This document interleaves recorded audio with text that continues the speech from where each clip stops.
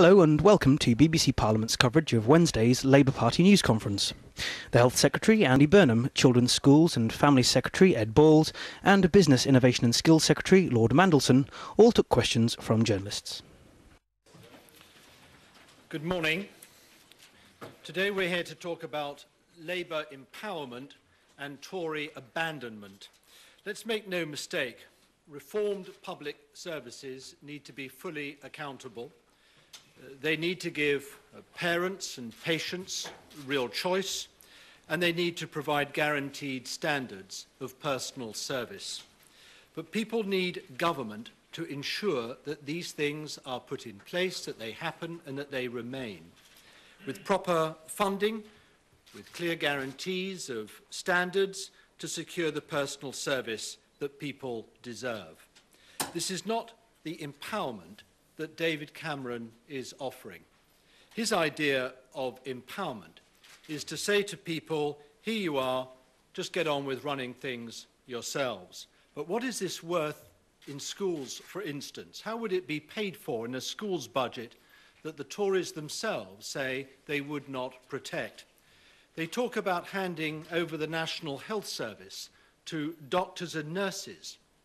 But let's be clear, this is switching power from patients to providers, if at the same time you strip away guarantees of personal service.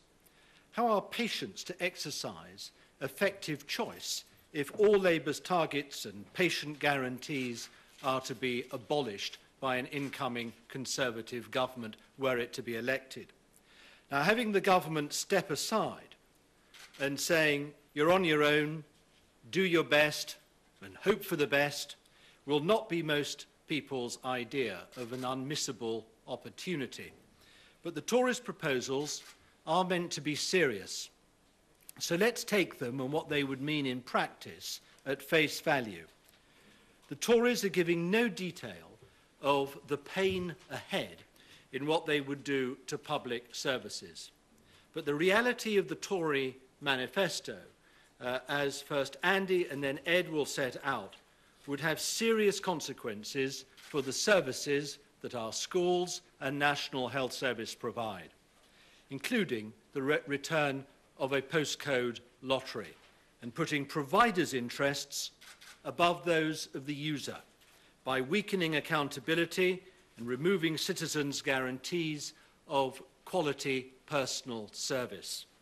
The public, so therefore, should look first at the schools and the health service that they will be offered with Labour on the basis of our clear and costed plans in our manifesto. Then, in contrast, take a long, hard look at the impact that Tory policies would have on these plans, because the consequences of Mr. Cameron's manifesto for the public is that if you are there for him, he won't be there for you. Andy?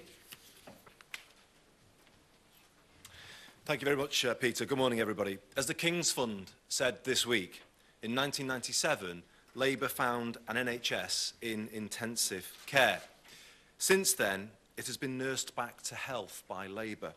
A poor service has become a good service, and this week we set an ambition for a new decade. Labour will make this good service a great service, a preventative and personal NHS where people have meaningful rights and real power. We start by banking all of the progress of the last decade with guarantees for everyone. Treatment within 18 weeks. 2 weeks and no more to see a cancer specialist. If the NHS doesn't meet these standards, you will have the right to go private. On these foundations come the next phase of reforms. First, the historic commitment of cancer test results in just 1 week, saving up to 10,000 lives a year. Second, the right for everyone to register with any GP they choose, open evenings and weekends. Third, free routine health checks on the National Health Service for everyone between 40 and 74, preventing thousands of heart attacks and strokes each year. Fourth, more care in the home and one-to-one dedicated nursing for cancer patients with more Macmillan nurses. 5, fundamental rights at the start and end of life, for mothers to choose a home birth and for families to choose for loved ones to die at home. So in this way, Labour's NHS prospectus offers real power and peace of mind that the NHS will be there for you should you need it. Yesterday, we saw a false prospectus on health from the Conservative Party. All the talk was of empowerment, but the reality of their manifesto is this: a plan to take power off people and hand it back to the system. All the progress on waiting times thrown away at a stroke. Managers let off the hook. By abandoning guaranteed hospital waiting times, the Conservatives are telling the public, you sort it out with the local NHS. Depending on where you live, you might wait 10 weeks or you might wait 50. By abandoning guarantees to see a cancer specialist and to get test results within 1 week, they are telling you that speed doesn't matter when it comes to cancer. Well, we beg to differ. It does matter.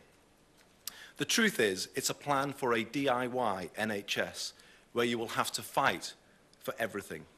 A recipe for a return to the bad old days. 12 hours in A&E, year-long waits for treatment, postcode prescribing.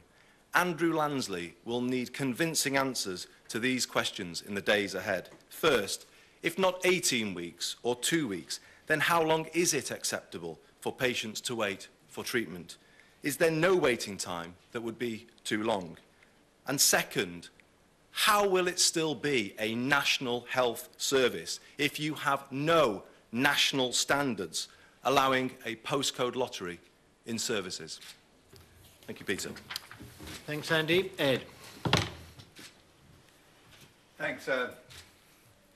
As Peter has just said, the last 2 days have made it clear that in public services, while Labour stands for guarantees for all pupils, for empowering parents, the Tories stand for abandonment. We'll guarantee rising investment in our schools. The Tories will be cutting teacher numbers and rising class sizes in the next few weeks if they are allowed the opportunity to do so. David Cameron said in his manifesto yesterday that he wants to hand control over to parents and teachers. But the reality is he would leave teachers, pupils and parents to fend for themselves with no support and less money. Instead of our guarantees on one-to-one tuition, they would allow thousands of children to fall behind. Instead of intervening to bring every school up to standard, they would have a market in schools where a few succeed, but others are left to decline. And instead of our commitment to rising spending in the front line, in our schools, children's centres, and for 16 to 19 education, they would make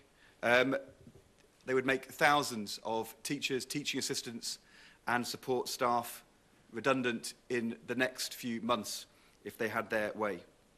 Let me just explain each of those 3 points in a bit more detail, and as we set out in our document before you. First of all, our manifesto sets out a clear guarantee to pupils and parents, more rights and responsibilities for parents, but also a guarantee of one-to-one tuition for every child who falls behind. And we are setting out today, for every local authority area, the 625,000 places for pupils who will get one-to-one tuition this September, costing £255 million. That is a guarantee we will make to parents this September. But the Conservatives in their manifesto have no guarantees for pupils and parents. In fact, in the House of Commons last week, they blocked that guarantee of one-to-one tuition from our bill. Instead of a guarantee of extra support and personalised learning, the children who need most help would be abandoned by the Conservatives.